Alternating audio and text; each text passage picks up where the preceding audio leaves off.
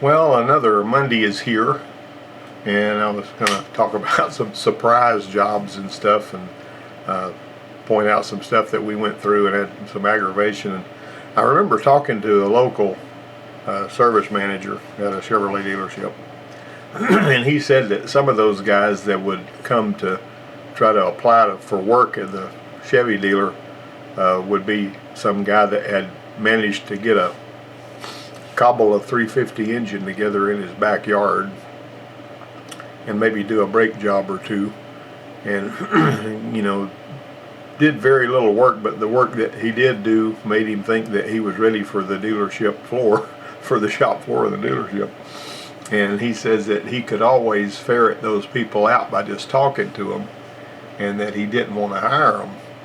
Well, the best skill we get, or that I've ever got, comes from real repairs on real vehicle that people will be driving. When I was teaching as a college instructor, I found out that doing work on trainer vehicles was okay, but once the students got a little bit of training and ability to do it, I found out that having them do live work on real customers' vehicles produced a lot better learning for them than just putting something together on a trainer vehicle. I had one Toyota Corolla that I'd have them pull the manual transmission out of it and put it back in, and they didn't take the job seriously because it was a trainer vehicle, and they would leave bolts out, they would strip threads, and they just wouldn't. They knew nobody was going to be driving it, so they figured, what's the point?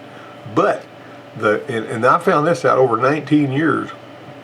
If they knew somebody was going to be driving that thing, they were always a lot more careful. Now, every now and then you're going to have a bad actor, a dum-dum that makes the same mistakes over and over. Now, I've had a couple of those.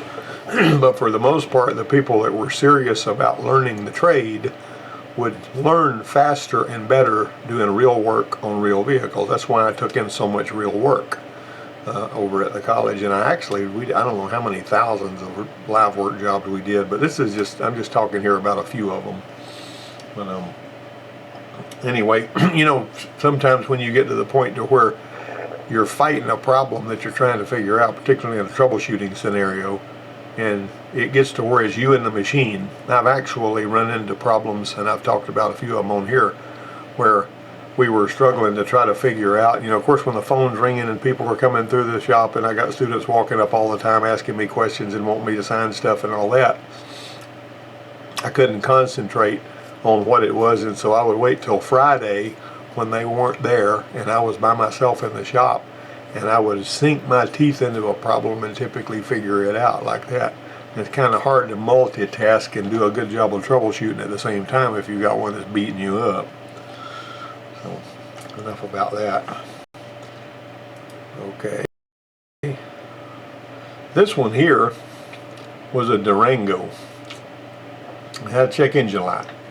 And the initial annoying thing was it wouldn't talk to us on the enhanced line of the scan tool. I don't know what was going on there. We weren't doing network and electronic stuff at the time.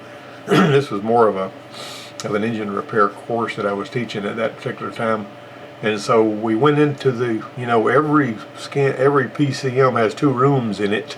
It's got an enhanced room and an OBD2 generic room. And so even though it wouldn't talk on and that's two different lines too, by the way, but even though it wouldn't talk on the enhanced line, we managed to pull a code on the other line, the generic line, and we got a P0520 code, which is fairly common. That's that familiar Chrysler oil pressure sensor circuit, on your chargers and stuff. It's in there behind the alternator, kind of, and those things like to go bad. So I says, oh, totally owner, when I saw that, the person that had the vehicle wrote up, said, sure, we ought to be able to deal with this without any problem. This was a 3.6, and the upper and lower intakes had to be pulled off to access the rear of the oil cooler, because that's where this thing was, on this one here. And we packed the intake ports full of rags, and we got it, everything out of there. And the oil temperature sensor was right above the oil pressure sensor, and it was right in the way So it had to be disconnected and removed so we could get to that sensor below it. And that turned out to be aggravating because the connector trigger on the oil pressure sensor was pointing down. You couldn't hardly get your hand or your finger under there. And there was a really thick wire harness that was passing right next to the sensor, and you couldn't pull that thing out of the way hardly. So we couldn't disconnect the sensor wire connector, so a socket was a no-go. And so a 1 1/16 wrench is nice and beefy for turning big tight fasteners, but it won't fit in a place like this worth a toot. And this sensor wasn't all that tight, it was just 1/8 pipe thread anyway.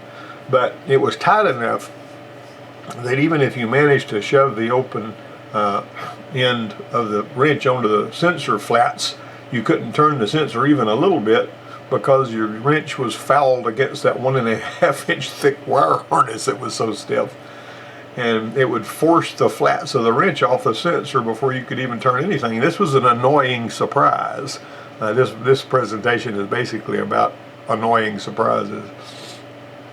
Well, I did some bench grinder work. Most all of us have got wrenches that we've heated and bent and ground and done all kinds of stuff to and cut.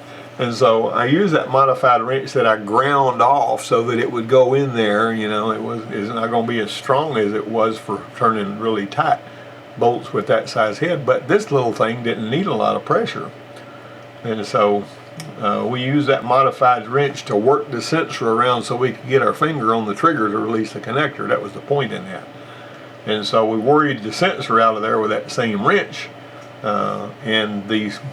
because we couldn't get the socket on it either. Even after we got it disconnected, the socket wouldn't go on there, because if you look, this connector part of it is wider than the wrench flats. So the socket wasn't going to work either unless you busted this off. You know, I mean, I've actually had to do that kind of thing in extreme circumstances on other jobs before. But anyway, that job was a success. We managed to get all of that taken care of and all. It's interesting to me, though, that you can go on Amazon and you can find parts like this one right here. As a matter of fact, I got this photo off of Amazon, and I doctored it a little bit for my purposes to make it my photo and all. But this oil cooler assembly with these two sensors in it can be purchased on Amazon for $55. So go figure. You know, that was really pretty darn cool, I thought.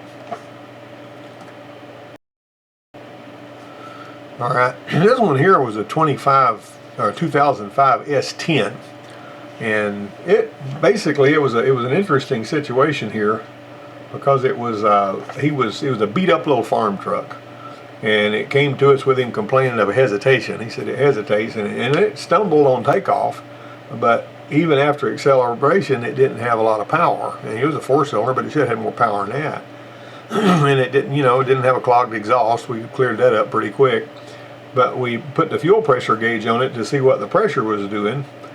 We got a PO300 code, and on the scan tool misfire screen, cylinders 1 and 4 had recorded lots of misfires. Well, that's interesting there because those are companion cylinders. And I say, well, why are we recording, lots of misfires on cylinders, exactly the same number? See, but those are actually fed by the same coil too, as a part of the coil pack. So I think there was a coil pack issue, but it turned, I just had to, that one's, well, actually, let me back up. I got off track here. They're companion cylinders, but this one here had cop coils. It didn't have a coil pack. So, I was looking at my notes and I got off track on that. So that wouldn't have gonna, putting any coils on there wouldn't be any point in that. So I had the students check compression, and they found that the firing cylinders had 175 psi, and the ones that were reporting misfires had 210 psi. Of course, you're going to have that. If those cylinders are misfiring, the compression is going to be a little higher because it's like you're doing a wet test. There's going to be gasoline in there kind of sealing the rings a little better. You might remember the Taurus I talked about that wound up having diesel that had been added to the gas because it was a rental car. And ordinarily a Taurus Vulcan 3-liter will have 160 psi of compression, and that one had 210 on every cylinder. But that was because that diesel was sealing the rings a little better. Of course. Anyway, so the higher compression readings, you know, probably were from surface quenching from unburned fuel. But couldn't see a lot of difference in the spark plugs on the misfiring cylinder. Just looking at the plugs, they didn't look a whole lot different.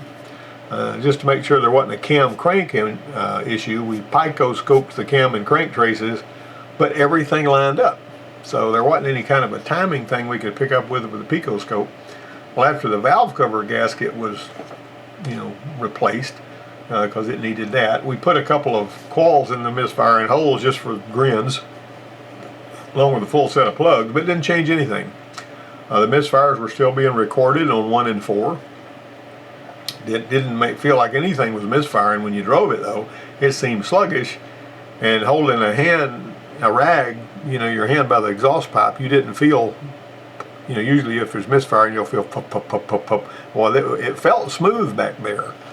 All right, so I decided to focus on the mass airflow sensor, because a sluggish or dirty mass airflow sensor can cause one not to have a lot of power. I had run into that one time on a Crown Victoria I was working on, and whenever they first started putting these plastic mass airflow sensors on them instead of the aluminum ones on some of those. And I was driving one that I was working on for something else. It was under warranty, and it just felt sluggish, you know. And so my buddy Donnie over there, he was a lot more precise than I was about everything. He would double check and triple check if he got a TP sensor code, and he worked the TP sensor and saw it drop out on his meter. He would basically want to do that several more times and wiggle all the connectors before he ever put a sensor on there. I was prone to pull a code. If I saw a dropout, pop a sensor on it, test drive it, see how it did.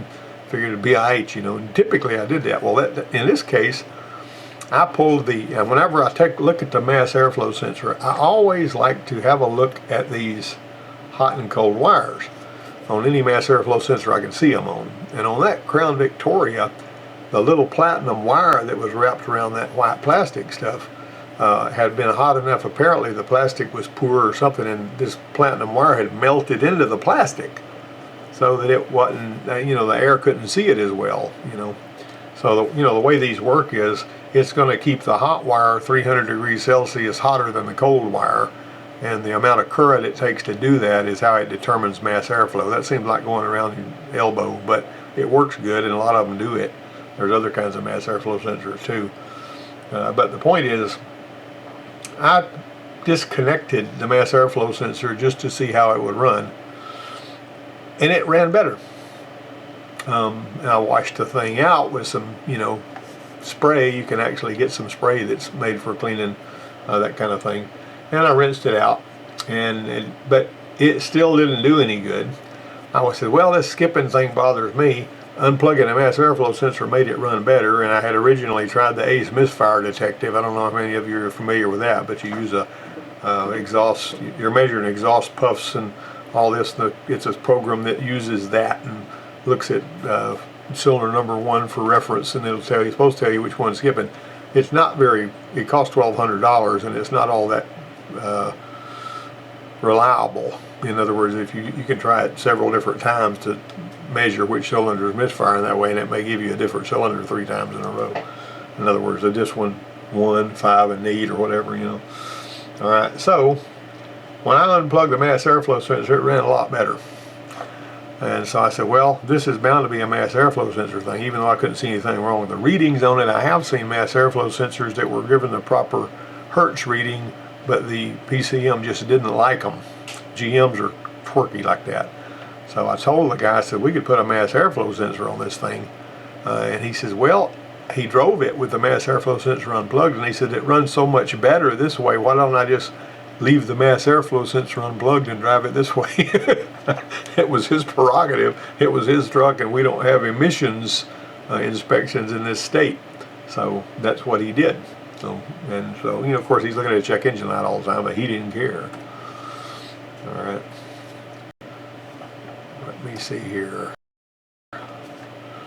All right, this one here was an Edge, a 2012 Edge that the computer science instructor drove.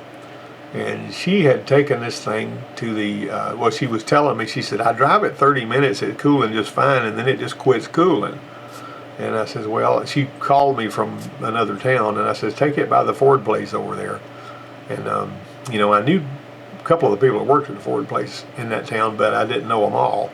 And whoever it was that worked on her vehicle over there, or actually troubleshot it, said they needed to replace the entire plenum up under the dash, because they said all of the actuators weren't communicating with each other, so they needed to replace the whole unit under the dash.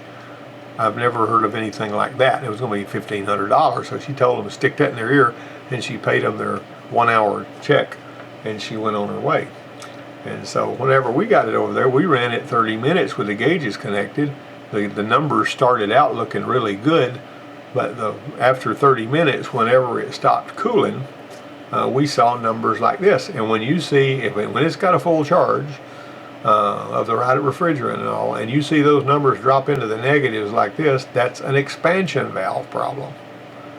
And so we went in there, and this is a picture of us taking that expansion valve off with her. You know, we got to have incidentally, whenever you're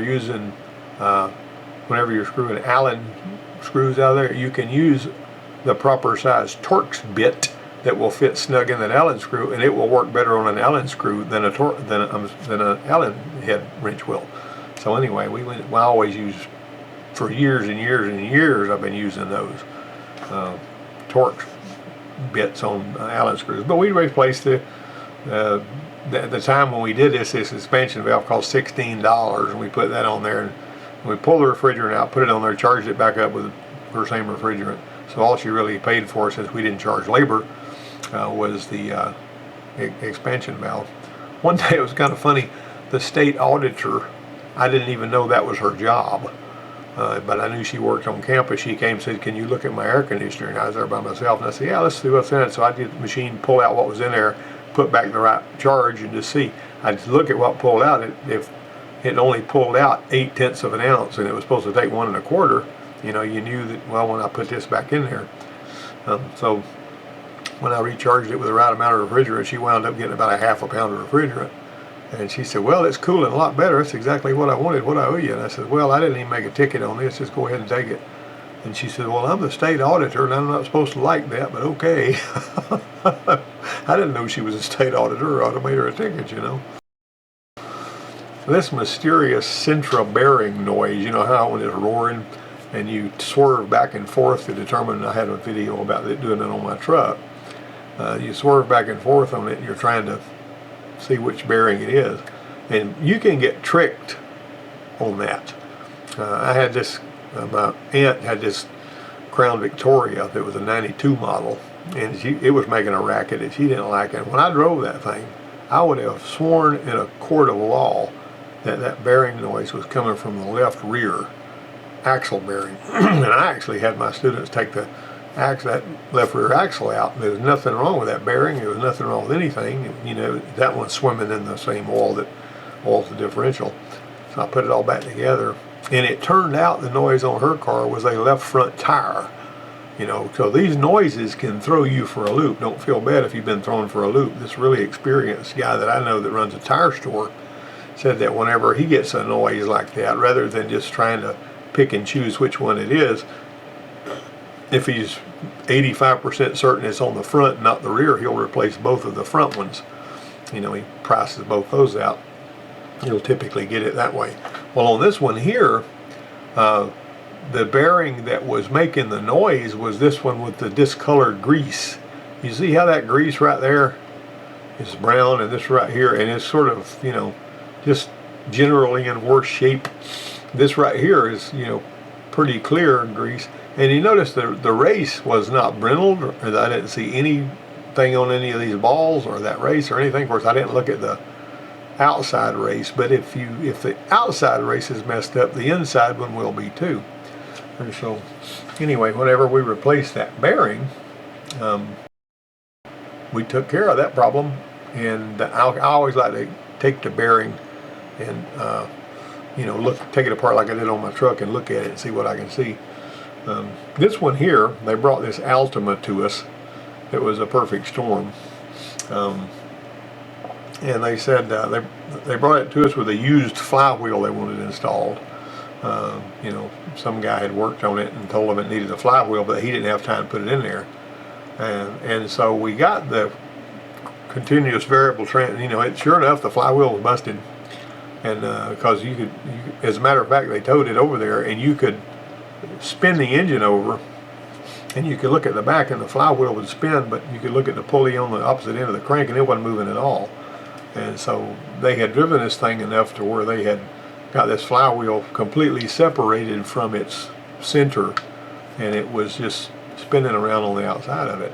Well, the problem with that was the engine was running, but the torque converter wasn't spinning. All right, so whenever we pulled the engine out, we had taken the torque converter bolts out, but the torque converter stayed with the engine. It was rattling around loose, but it stayed with the engine. And so we had to use big pry bars. You can see these scratches we made on the old flywheel trying to get that torque converter out of there. And when we did, this bushing that was in here, it was around the nose of the torque converter, came with it. So anyway, that was a bear. And you can see right here, you can see the cracks in the flywheel right here. In other words, there's a plate right here over so there's a crack there, there's cracks all over the place. All right, so the flywheel was fried. You could see that thing had spun and how hot it had been right there. And the center part of this piece looked almost machined, but we had to, you know, when the flywheel just fell off after we got the torque converter out of the way, and it left this piece, you know, which we had to pry that off, you know, left and right and back and forth to get it all there. And so the pilot on that converter, that's what it looked like. It was a horrible mess. It was supposed to be just the same size. It wasn't ever supposed to spin in that bushing. In other words, if it's bolted to the flywheel and the flywheel is bolted to the crankshaft and the torque converter, you know, everything is supposed to be turning together. That bushing is just supposed to be a pilot. It's, you know, it's kind of like a pilot bushing on with a clutch, except the pilot bushing and the clutch are supposed to interact with one another by turning. This is not ever supposed to turn, yet it was turning, and it had spun enough, and it had been, I guarantee you, red hot. No, who knows how many times, until the car finally got to where it wouldn't move at all. That's why they brought it over there.